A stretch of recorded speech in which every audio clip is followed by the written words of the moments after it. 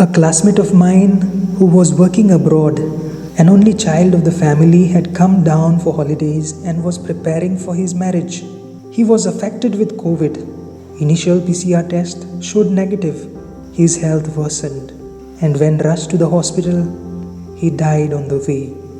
It was heartbreaking loss to the parents to lose their only child, that too when he was about to get married. Problems, sickness, difficulties strikes us anytime, and today's gospel tells us what we should be doing in these emergencies.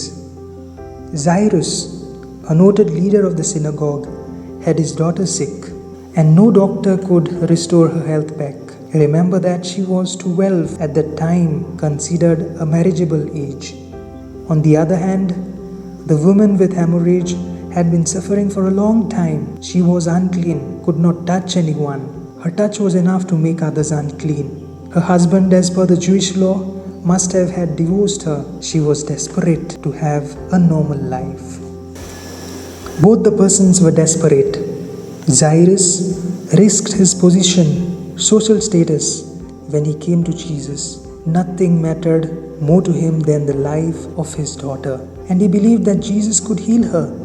The other woman also risked being noticed by her people and having to face their ire for making them unclean. She had faith that only Jesus could heal her.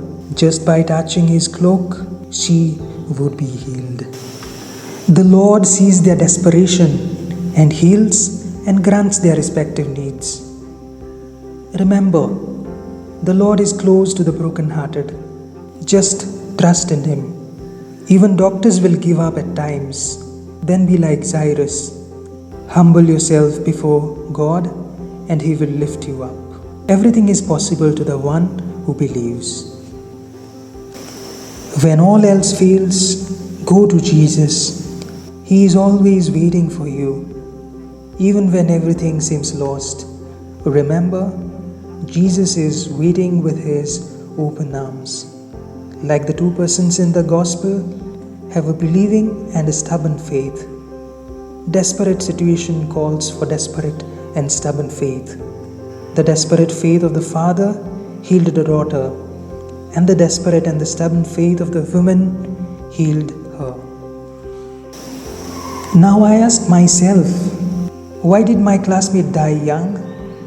Why did this COVID pandemic snatch away many of our loved ones? Are we lacking in faith? Is God not listening to our prayers? Honestly, I have no clear-cut answers. Focusing only on this earthly life makes our life meaningless, because even the girl Jesus raised to life died later. The woman Jesus healed died later. What gives meaning and consolation to our lives is resurrection or eternal life with Christ. The hope of seeing Christ face to face and walking with Him takes the sting of death and gives us assurance of our departed loved ones.